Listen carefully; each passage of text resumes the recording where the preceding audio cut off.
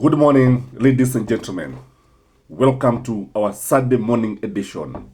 This is Gashi Skyman. Tension is very, very high in the broad-based government. William Samoei Ruto is boiling with anger. William Samoei Ruto is very, very angry with ODM. He is very, very angry with Raila Amolo Odinga. He is very, very angry with members of ODM. The broad-based government could crumble anytime if what we are seeing is anything to go by.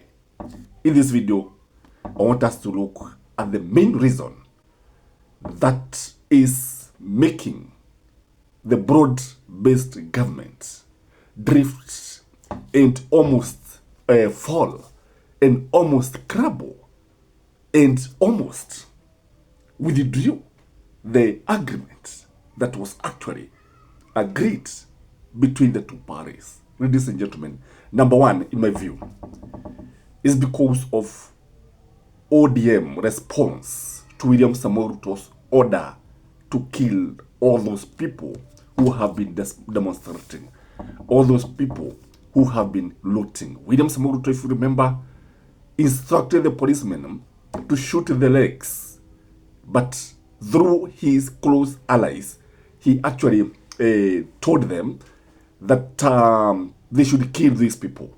They should not be spared. And William Samoei Ruto has been repeating this.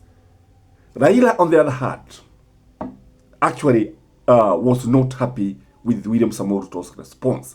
He responded, or he has been calling for a national conclave. He is even organizing dialogue, and he is even proposing how this dialogue will be carried out. Sijui 50% should be Gen Zs. Sijui the other 50% should constitute people who are middle-aged and the elderly, people with disability, and so on and so forth. Sijui each county to give, I'm not sure whether it's 100 or whatever the number he's proposing. And this is not going well with William Samoei Ruto's people. So, ladies and gentlemen, Ruto, in response, used one of his closest ally, Honorable Zahil.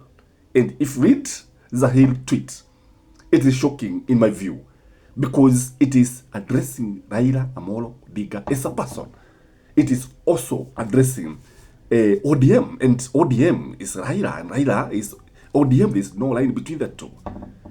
What Zahil is saying is worth talking about, because it is the one that is going to tell us how William Samoei Ruto is feeling, his attitude towards Baba and his This is what he's saying, that ODM should not lecture us on how to run government and respect human rights. Imagine, ODM should not lecture us. That is William Samoei Ruto who is talking through this man. You know, William Samoei Ruto, if you go by what we have been told by those who work with William Samoei Ruto, including Chicago, that he uses his close allies to go and say something, to attack even the enemy, to attack or to give what he feels. He has been using Mukomen, he has been using many other people, and now he's using this member of parliament from Kisii. So ODM, stop lecturing us. He is telling Raila Amolo Odinga. And what do you think ODM is going to feel? How do you think ODM is going to respond? And the tweet goes on and say, they have never won any election. The fact of the matter is that we cannot say that Raila is happy when he hears this, you know, because Raila has won 2 elections. That is 2007 and 2022.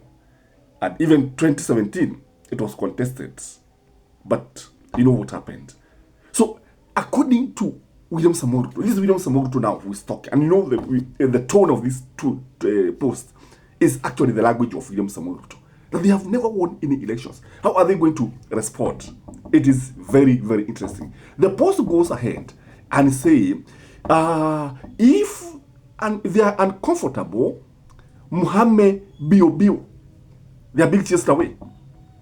This is the language of William Samoei Ruto. William Samoei Ruto does not mince words. And he's telling John Badi, mtoke mwende. He's telling Oparanya, tokeni mwende.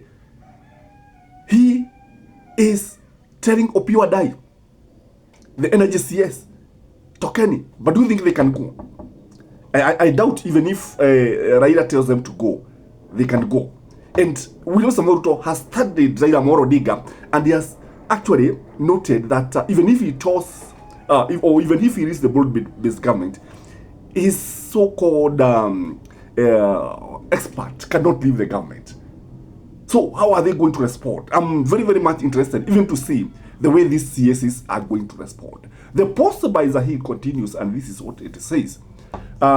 We won the election without you. It's true, they won without ODM. So they are telling them, we can win again without you. You can have other coalitions. And this one is actually very, very daring, if you ask me. Now, ask your ministers to resign. No, this language is meant to be heard by Raila Amolo Odinga. In fact, ask your ministers to resign. Who can ask them to resign? It's not ODM, it is Raila Amolo Odinga. It is Raila Amolo Odinga who proposed their names. It is Raila Amolo Odinga who gave these so-called experts, though I have never seen any expertise in them.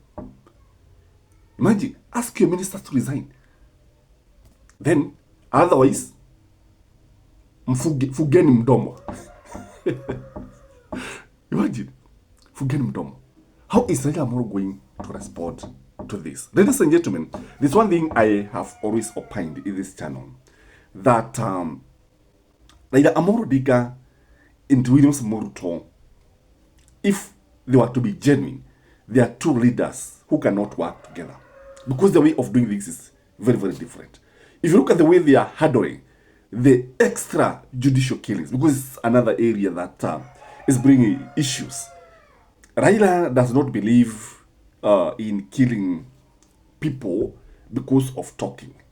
That's the beauty of Raila Amolo Odinga. Raila cannot harm you because of saying anything. That is it. That is it. He may be poor in managing the economy, but when it comes to human rights, give him a tick. So this is one area that they are differing. And anytime people are killed, Raila is a disturbed man. Very, very disturbed. The other issue that is making these two groups, these two parties to differ, is the way UDA has been profiling the Kikuyus. You know, the government has always been wanting the Kikuyus to be profiled. If you remember, I was watching William Samoei Ruto yesterday, the way he was talking, saying those people who demonstrated in Murang'a, then Nyeri, like Kipia. And if you watched him very, very keenly, he was somehow profiling the Kikuyus. He was telling us that the goons and the looters were actually Kikuyus. That's the message that was coming from him. And again, when you look at Kipchumba Murkomen, he repeated the same storyline. Yani, wanajaribu kuonyesha watu haya mambo yote ni ya Wakikuyu. The issue that is at hand, and I think we don't need to understand this, is about the economy. It's not about their tribe. Truth be told, it is about joblessness. Truth be told, it is about high cost of living. Truth be told, it is about unkept promises, unfulfilled promises. And if you read the headline today of the Standard, it's talking about the pain of the unkept promises. Because these are what is actually haunting William Samoei Ruto. If you look at the anger that is there, I think it is not about, it's not about the Kikuyus actually. It is about poor governance. It is about bad governance. It is about people amassing wealth. It's about corruption when others are actually dying because of hunger. Others are dying because of overeating. It is about members of the cabinet, members who are in government, vomiting on the shoes of the Gen Zs. That's the truth of the matter. It is about contempt. And the way UDA has been responding, it is shocking in my view, because instead of addressing the real issue, they are addressing things that are not necessary. Like now, William Samoei Ruto could have taken advantage of Raila Amolo Odinga or what they have been saying, and maybe come up with something that is workable. When you look at the way the businesses are crumbling, the big companies are closing shops, you agree with me, it is not about tribalism. So, ladies and gentlemen, that is my Saturday edition. I don't know what you think, but from where I sit, the broad-based government is in turmoil. Please like the video, share. Till next time, this is Gashi Skyman.